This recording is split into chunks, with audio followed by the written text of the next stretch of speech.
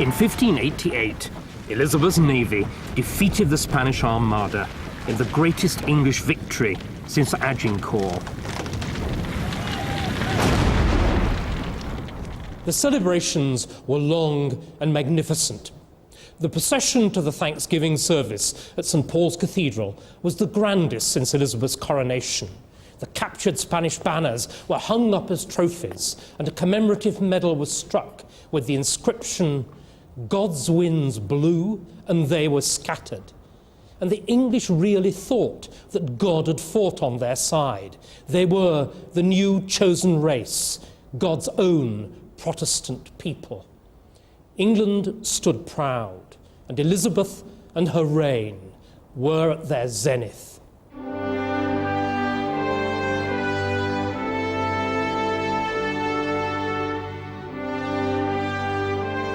It was the golden age of Elizabethan England.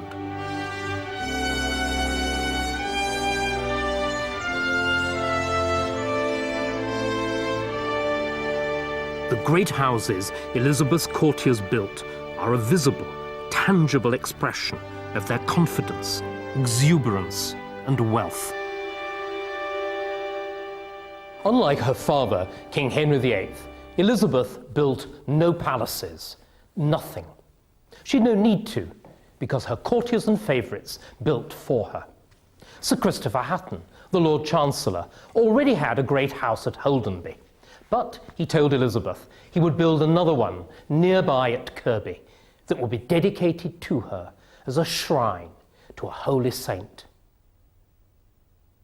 Elizabeth had ceased to be a mere queen, and she'd become instead Gloriana, England's national icon. She was painted again and again, always dazzling, always glorious, always triumphant. Even in her late 50s, she has the face of eternal youth. But Elizabeth, the woman, was aging. The goddess had feet of clay.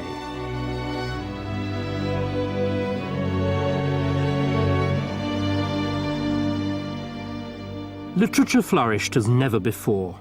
Shakespeare wrote his first plays, some of them commissioned by the Queen. But new theatre brought new and dangerous ideas. One of Shakespeare's plays would soon be used in an attempt to overthrow her.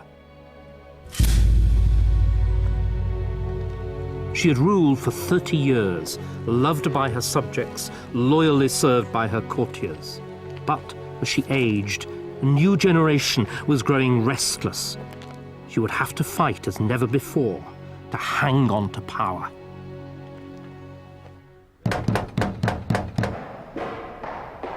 It is September 1588. Queen Elizabeth has been locked inside her chamber for some days. All attempts to contact her have failed, and the court is in panic.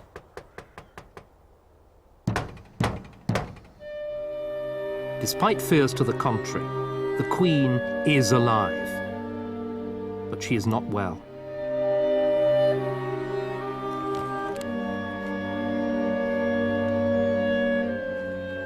I most humbly beseech your Majesty to pardon your old servant to be thus bold in sending to know how my gracious lady doth.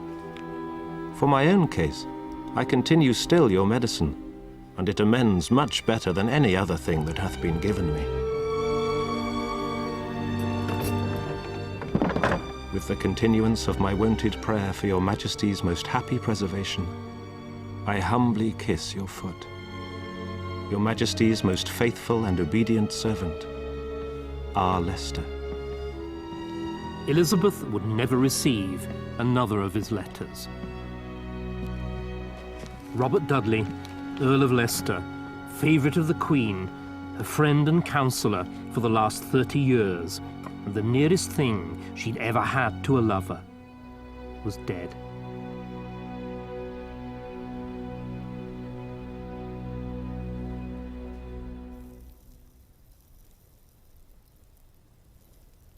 In the next 2 years, a succession of court notables followed Robert Dudley to the grave.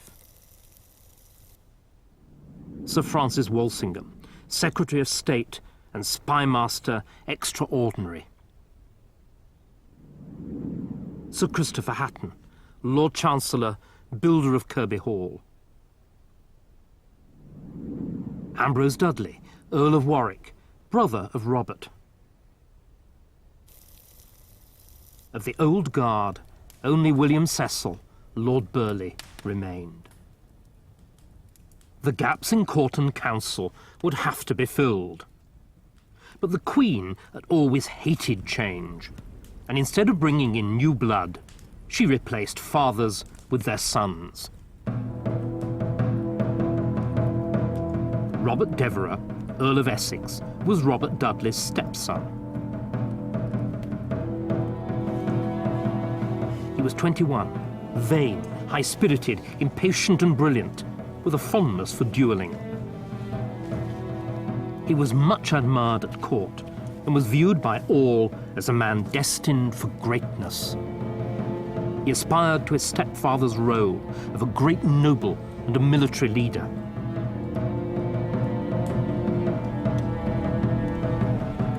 Robert Cecil was the second son of Lord Burleigh. He was 25, careful, astute and cunning, with a fondness for corresponding in code. He was mocked, mostly behind his back, for his short stature and his hunched shoulders, but his mind was razor sharp.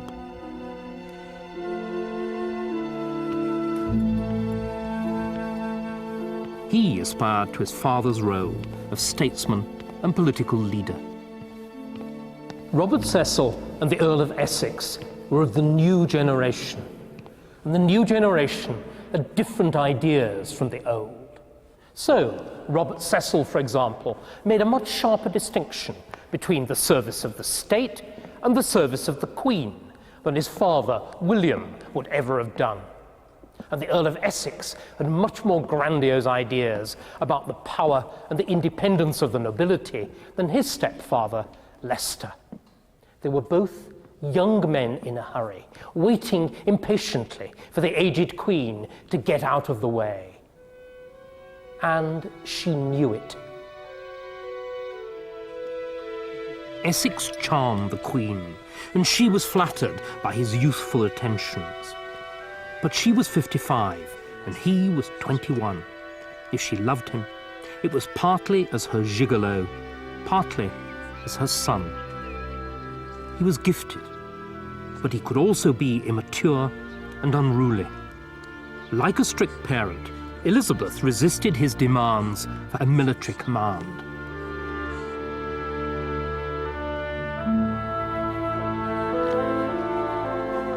Robert Cecil was already an MP. Elizabeth called him her elf, or, less to his liking, her pygmy. She respected his political instincts, but she was wary of him and was never able to trust him as she had his father. She made him a privy councillor, but she stopped short of giving him his father's old job.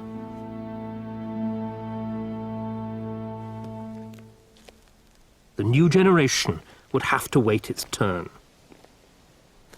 She continued to rely instead on the man who'd served her since the start of her reign, whom she trusted above all others, Robert Cecil's father, Lord Burleigh. I do entreat heaven daily for your longer life. Else will my people and myself stand in need of cordial too.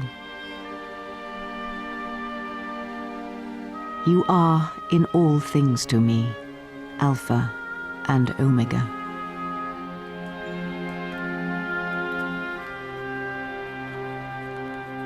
She wouldn't let him retire, even when he was in his late 70s, gouty, deaf, and visibly shrunk with age.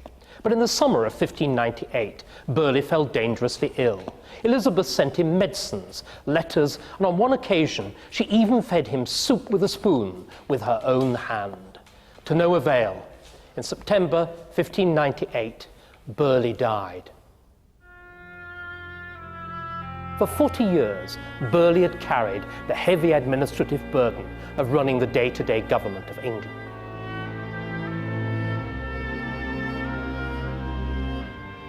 It wasn't as risky as the essentially noble role of the Queen's military lieutenant, which had been fulfilled by Burghley's old sparring partner, the Earl of Leicester, but nor was it as prestigious, which is why, in death, the bureaucrat Burghley wears the furred robes and the gilded armour that symbolise the role of the nobleman, a role that he'd shunned in life.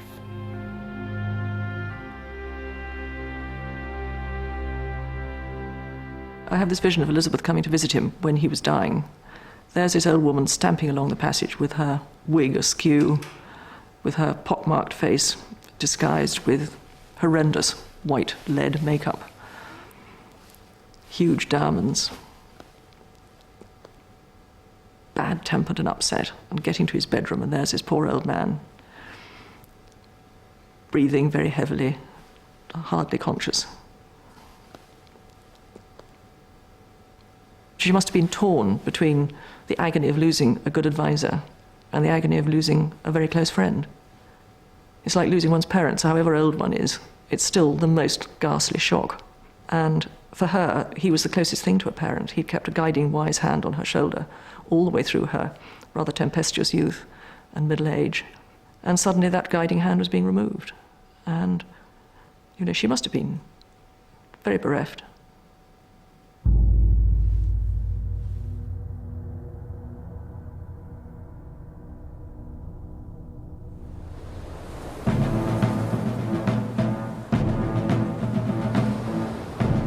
In 1596, England once again faced the threat of invasion.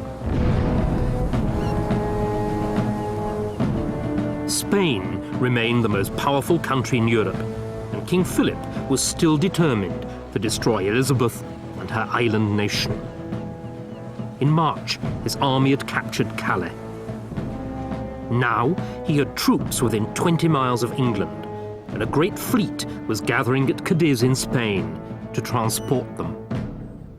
Confronted with this new danger, Elizabethan England galvanized itself into action. The Queen set aside her doubts about military action and her courtiers their divisions, and it was decided to send an expedition to Cadiz to destroy the new armada in port before it had even set sail. The strategist and commander of the expedition was the Earl of Essex, but the man who financed it and organised it was Robert Cecil. Essex had finally got the military command he craved.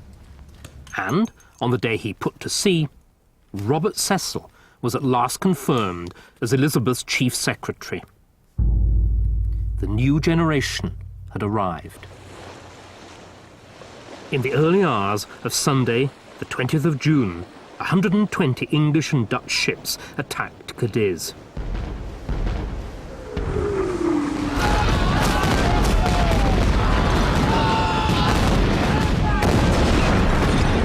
The Spanish were taken off guard. Their invasion fleet was destroyed.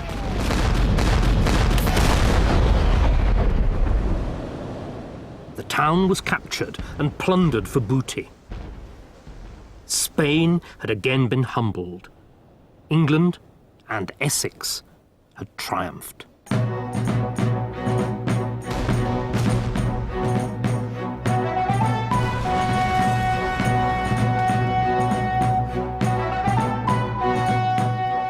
You have made me famous, dreadful, and renowned, not more for your victory than for your courage. I care not so much for being queen, as that I am sovereign of such subjects. Essex was now a popular hero, and the burning of Cadiz was built up into something to rival the defeat of the Spanish Armada itself. But the Armada only had a single heroine, Elizabeth. Cadiz, though, was Essex's victory. and at the service of Thanksgiving in St. Paul's Cathedral, the congregation burst into spontaneous applause when the preacher sang Essex's praises to the skies.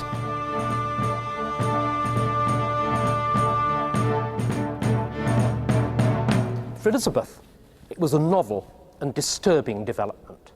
Her previous favourite, Leicester, Essex's stepfather, had actually been hated. Now a man whom she had created was her rival in popular affection. But popularity was the basis of Elizabeth's monarchy. It could not be shared with a subject. As a first step, all further popular celebrations of Cadiz were banned. But London continued to glorify their new hero. Some preachers even compared him to Julius Caesar, the greatest of the Romans. The city that had adored the Queen since the beginning of her reign had found a new idol.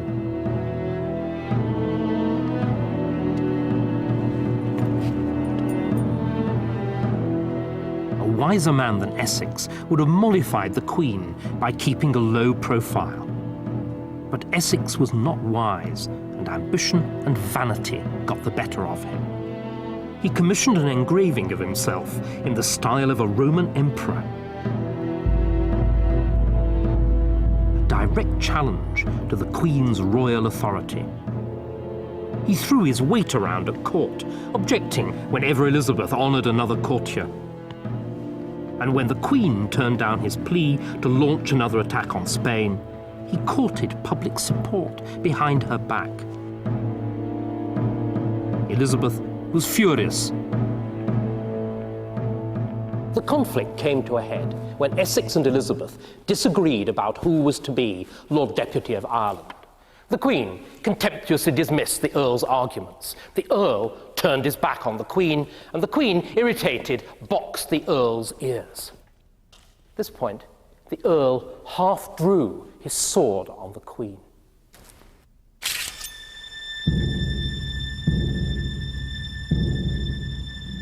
Now, to strike somebody within the precincts of the court was punished by the amputation of the right hand. To strike the Queen was treason. But before the unthinkable could happen, the Lord Admiral interposed himself between Essex and the Queen.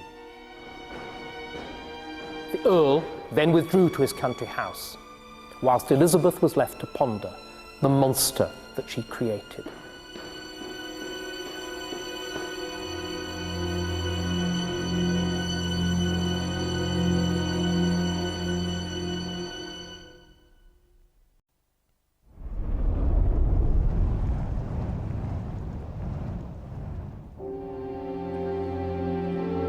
Elizabeth loved the theatre, but some plays were as much about politics as entertainment. Most dangerous was Shakespeare's Richard II, which dealt with the making and the unmaking of a king. I give this heavy weight from off my head. With mine own hands, I give away my crown. With mine own tongue, deny my sacred state. All pomp and majesty I do forswear. My acts, decrees, and statutes I deny. God save King Henry, unkinged Richard says, and send him many years of sunshine days. The play tells the story of the deposition of the rightful anointed king, Richard II, by Henry Bolingbroke, his cousin and the military hero. Elizabeth identified herself passionately with the deposed king. "I am Richard II, know ye not that," she's supposed to have said. She also thought that there were many potential Bolingbroks around. Robert Cecil and the Earl of Essex told her to her face that they worshipped her. Behind her back, they were looking to the future after her death. And, Elizabeth sometimes feared, they were plotting to depose her, just like Richard II. When Shakespeare's play was printed the following year, the deposition scene had been cut from the text. We can guess that the author and his publisher were given hints that they'd been wise enough to take.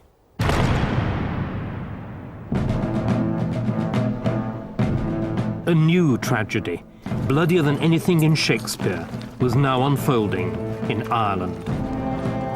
In August 1598, at Yellow Ford in Ulster, Irish rebels ambushed a column of English soldiers and cut them to pieces.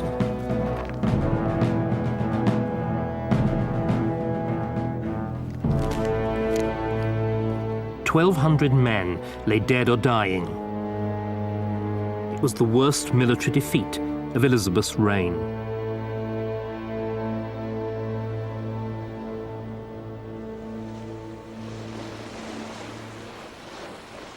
The Catholic Irish had long resented the occupation of their country by Protestant England. There had been rebellions before, but this one was much more dangerous. It had the support of Spain. King Philip II was dead, but his son had inherited his father's zeal to be avenged for the defeats of Cadiz and the Armada. He planned to land troops in Ireland and to threaten England across the Irish Sea. The Queen would have to act. In spring of 1599, the largest English army of Elizabeth's reign landed on the east coast of Ireland. In command was her half-disgraced favourite, the Earl of Essex, who had pestered the Queen until she gave him the post. He wished to rehabilitate himself in the Queen's favour. He also wanted to show that he was a real soldier, able to draw his sword on the Queen's enemies, just as he'd half drawn it on the Queen herself. But the first use that Essex made of his sword in Ireland was to employ it to usurp the Queen's kingly prerogatives by knighting, in defiance of Elizabeth's explicit instructions, 38 of his captains. Turning his sword against the Queen's enemies proved more of a challenge. For months, Elizabeth received little news from Ireland, and she became increasingly frustrated at Essex's failure to engage the enemy. If sickness in the army be the reason, why was not the action undertaken when the army was in a better state? If winters approach, why were the summer months of July and August lost? If the spring were too soon and the summer that followed otherwise spent, then surely we must conclude that none of the 4 quarters of the year will be in season for you. But Essex did not meet his enemy in battle.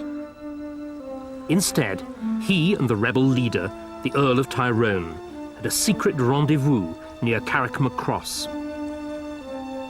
They talked for half an hour, alone and out of earshot of their officers. Then they parted on good terms. After 6 months in Ireland, Essex had spent £300,000 and lost 12,000 men to disease and desertion.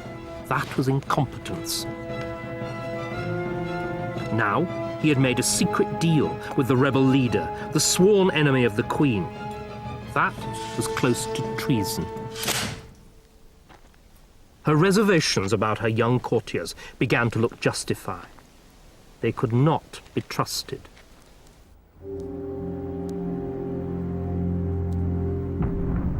Robert Cecil began a secret correspondence with James VI of Scotland. He had taken it upon himself to pave the way for James's succession to the English throne, thereby ensuring his own continuance in office. At first sight, it seems an extraordinary idea. England and Scotland were old enemies, and Elizabeth had executed James's mother, Mary Stuart.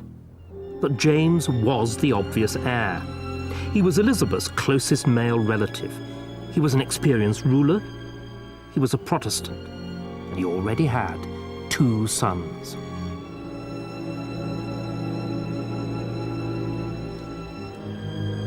Cecil told James if he accepted his advice and guidance, he could expect a peaceful accession to Elizabeth's throne.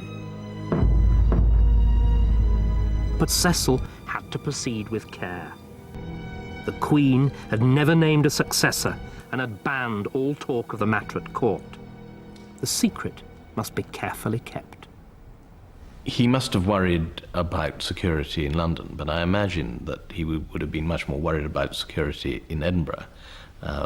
James I was of England, and VI of Scotland was notoriously indiscreet. And of course he was surrounded by some fairly loose-mouthed people. So it was important, I think, for him to use code and trustworthy messengers. He would never know whether the Queen, if she did find out officially, wouldn't have blown her top and sacked him. And secondly, of course, it was a splendid opportunity for his enemies to accuse him of treason and treating with a foreign power.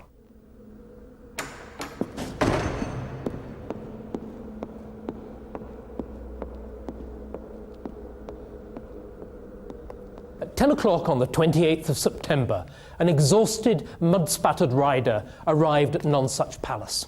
He rushed up the grand stairs, through the guard and presence chambers, pushing his way past startled gentlemen ushers and outraged ladies-in-waiting, and burst, unannounced, into the Queen's bedchamber. There he found Elizabeth, newly risen and still in her nightgown, without her wig, her makeup, and her ruff. It was a sight that no man had seen in 30 years. Elizabeth the woman, without the trappings of Gloriana the Queen. And the man who had thus violated the image of Elizabeth's monarchy was Robert Devereux, Earl of Essex. It was an extraordinary affront to the Queen's honour. Essex had returned in panic, convinced that Cecil was engineering his downfall and desperate to plead his case. He was exhausted, ill, scarcely in his right mind. But the Queen was in no mood for forgiveness. Elizabeth had stayed remarkably calm when Essex burst into her bedchamber. Later that afternoon, the Earl was summoned for a private audience with the Queen, which quickly turned into an interrogation. Why, Elizabeth wanted to know, had he left Ireland without permission? Why had he made so many knights in defiance of his express instructions? Why, above all, had he made a truce with that rebel and traitor Tyrone? The Earl answered as best he could, and then Elizabeth was left alone to ponder what she should do. Towards 10 o'clock at night, she gave orders that the Earl was to be put under a form of house arrest. The fall of the favourite had begun. Essex was summoned before a public tribunal. He spent 11 hours on his knees whilst a list of his delinquencies was read out in front of an invited audience. But even now, the Queen could not bring herself to destroy her disgraced favourite completely. Instead, she sent him into a sort of limbo. She ordered him not to attend the Privy Council. She banned him from her presence.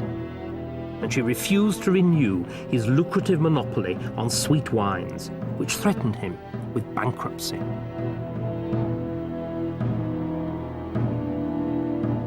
Essex was released to his London residence, Essex House.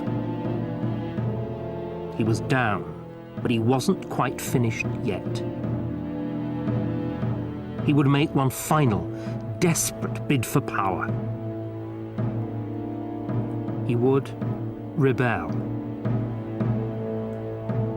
A scheme was quickly hatched. The Earl would capture the City of London and the Tower. The Queen would be forced to summon a parliament and to impeach Robert Cecil, and Essex would be declared Lord Protector of England.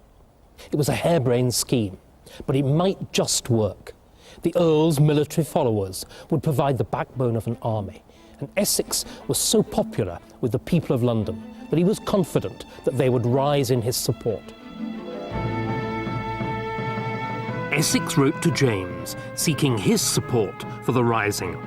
The Scots king was too careful to commit himself, but sent Essex a reply in code and dispatched 2 envoys to meet him.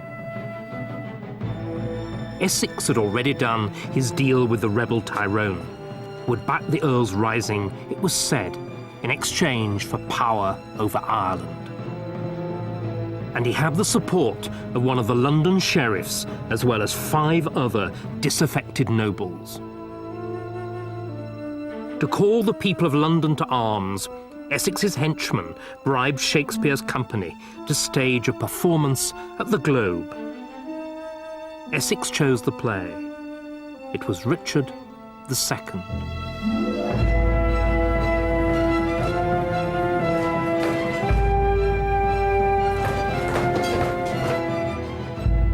This sceptred isle, this earth of majesty, this seat of Mars, this precious stone set in the silver sea is now bound in with shame, with inky blots and rotten parchment bonds. That England that was wont to conquer others hath made a shameful conquest of itself. John of Gaunt is lamenting nostalgically for a lost England, a great country fallen into ruin. The stage is set for the deposition of a corrupt and overweening monarch by a once favoured and faithful nobleman. The audience were a mixed lot: adventurers, ex-soldiers, papists, malcontents. But they shared a common resentment for Elizabeth and her England, or was it Robert Cecil's England? And they had a common loyalty to the only conceivable alternative, Robert Devereux, Earl of Essex.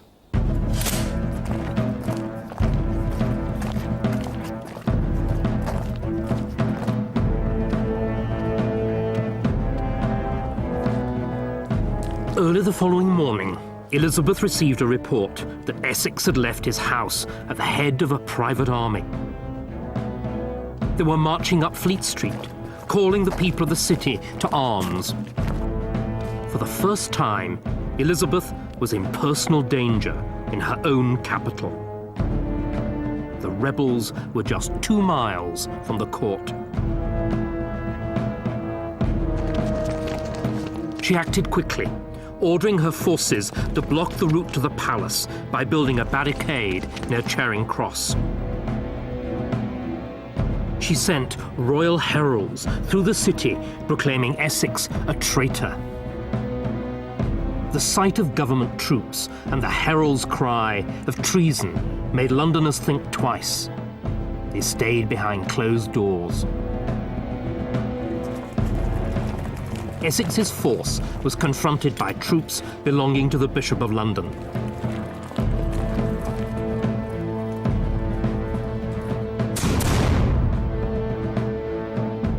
Essex's page and 2 others were killed.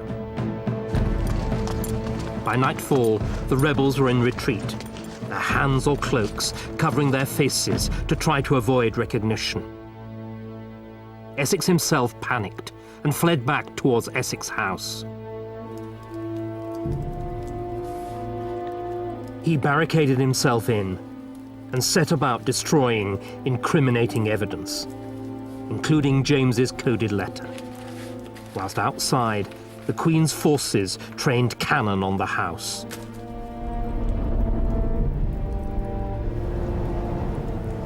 At 10 p.m., he surrendered. He was arrested, along with 85 of his co-conspirators, including the Earl of Southampton, Shakespeare's patron. When she received the news, Elizabeth retired to bed.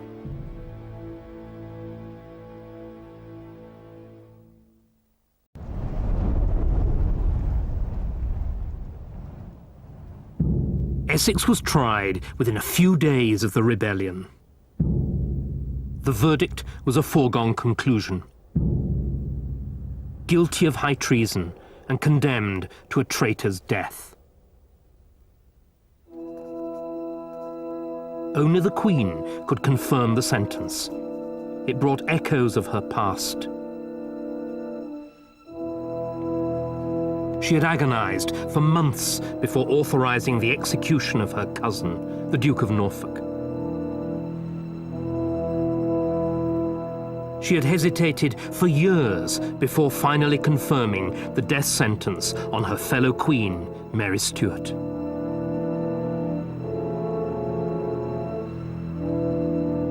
She told the French ambassador that she would willingly reprieve the life of her disgraced favorite, and that she was partly to blame for allowing him to grow so bold.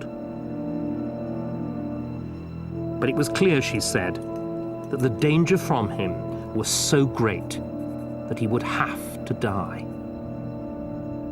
Essex was the only man to challenge Elizabeth publicly and to her face, and he was the only one of her subjects to try to rival her in popularity. Curiously enough, it was Essex himself who got to the heart of the matter. Under interrogation, the Earl said that the state was not big enough for them both. Essex was executed on Ash Wednesday, the 25th of February, 1601. He was 34. It took 3 blows of the axe to remove his head.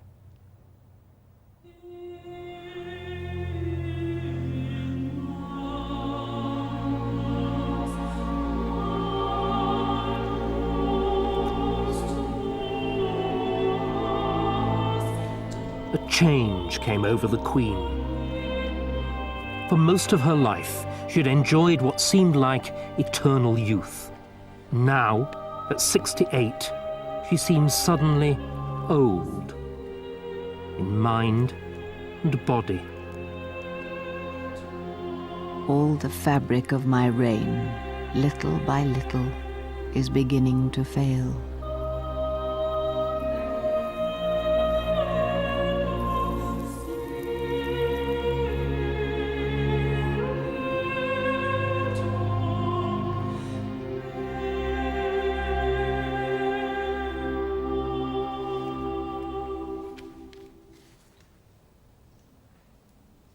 With his rival dead, Robert Cecil was now unquestionably the most powerful man in the country. And, behind the scenes, his plan for James to succeed Elizabeth was maturing.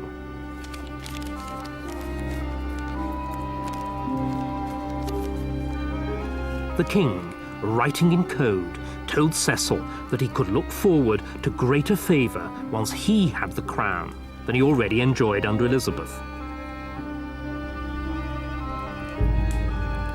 The future looked bright for Cecil, but the present was troubled. He'd never been popular. Now, the public really hated him for killing their hero Essex. The regime was seen as stale and corrupt, and Cecil became the focus of blame for the country's many ills. The harvest had failed. The war in Ireland dragged on. Taxes were heavy. And the Queen's own popularity was also at an all-time low. For years, she had rewarded her favourite courtiers with grants called monopolies, taxes on everything from playing cards to soap. The policy aroused deep resentment in the impoverished population. We are familiar with this kind of combination of casual corruption and a government that's been in power too long. We call it sleaze, and the rot went right to the top. Elizabeth herself had been around longer than everybody else.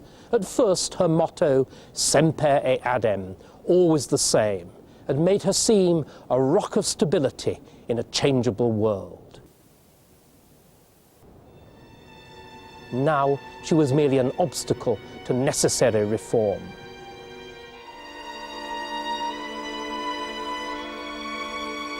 The unpopular Queen and her despised minister suffered a disaster. They lost control of Parliament. MPs were determined to break the hated monopoly system.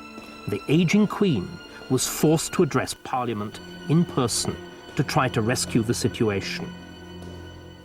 If my kingly bounties have been abused, and if any in authority under me have neglected or perverted what I have committed to them, I hope God will not lay their offenses in my charge.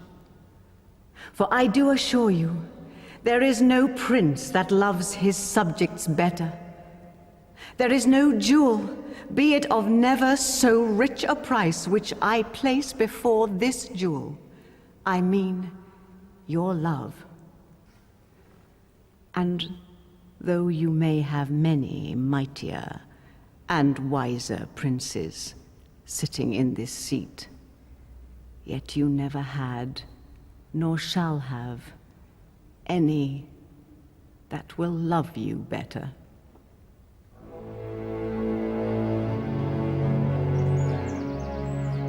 It became known as the Golden Speech. It was Elizabeth's last great public address, and it was a consummate piece of politics. Elizabeth won the MPs over, not only by her unexpected announcement that she was going to suspend and investigate monopolies, but also by her language and sentiment. The MPs showed their gratitude by voting unprecedentedly heavy parliamentary taxation. Other good news followed quickly as well. There was victory in Ireland, a truce in the war with Spain, trade improved, and at last there was a good harvest.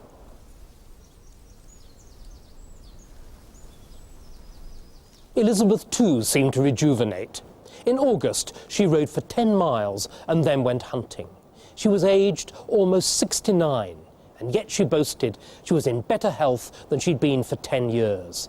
It was an Indian summer, glorious but brief.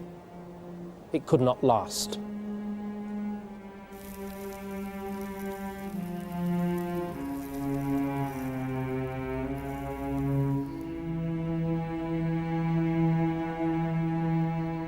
For God's sake, let us sit upon the ground and tell sad stories of the death of kings. Let's talk of graves, of worms and epitaphs. Make dust our paper, and with rainy eyes write sorrow on the bosom of the earth. By March 1603, Elizabeth was in serious decline. She was suffering from ulcers in the throat, fever, and lack of appetite.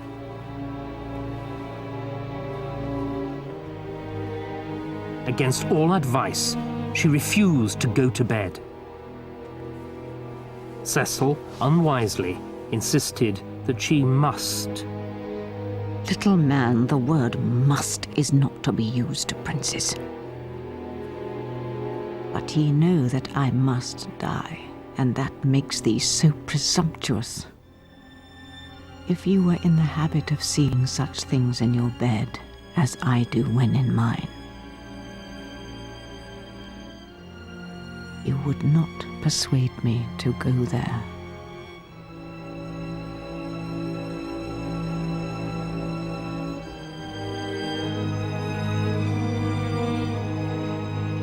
After 2 weeks on the floor in the same clothes, Elizabeth asked her attendants to get her to her feet. But still, she did not go to bed. Instead, she remained standing in total silence for the next 15 hours. She appeared already in a manner insensible, holding her finger continually in her mouth, with her eyes open and fixed to the ground.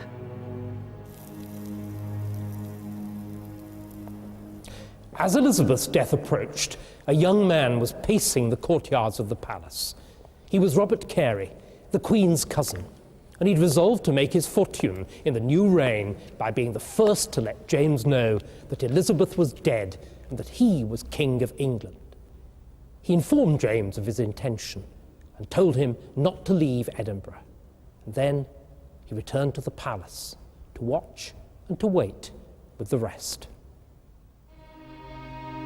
a remarkable with whom dealeth the spirits of just men made perfect, after they are delivered from their earthly prison. Elizabeth was preparing herself for the end. Thy servant, Robert Cecil, The Archbishop kneeled down beside her and examined her first of her faith. And she so punctually answered all his questions, by lifting up her eyes and holding up her hand, as it was a comfort to all the beholders. Then the good man told her plainly what she was and what she was come to. Though she had been long a great queen here upon earth, yet shortly she was to yield an account of her stewardship to the King of Kings. At 10 o'clock at night, on the 23rd of March, 1603, Elizabeth falls into a deep sleep. She never woke up.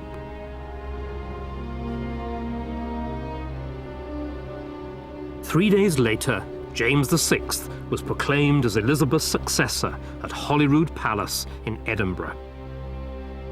England and Scotland were joined under one monarch. Elizabeth's body was brought by water from Richmond to Whitehall. There it lay for 5 weeks, watched over day and night by her ladies-in-waiting. Then it was taken to Westminster Abbey for burial. The funeral effigy on top of the coffin was so lifelike that from the great crowds lining the route, nothing was heard but a general sighing, groaning, and weeping. Elizabeth the woman was dead.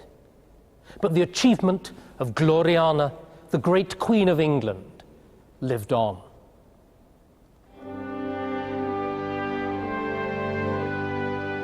When Elizabeth came to the throne, England was an insignificant country.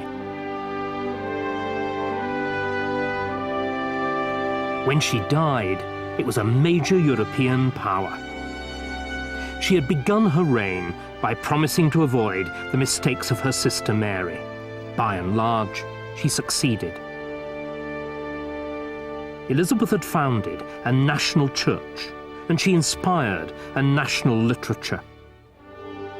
Her father, Henry VIII, had reinvented the idea of England. Elizabeth became its living embodiment. Few monarchs have been better loved by their subjects. None has exercised a more powerful hold over the imagination of succeeding generations. The myth started within a few years of her death, when the preface to the King James Bible hails her as that bright occidental star, Queen Elizabeth, of famous memory, and the star still burns bright.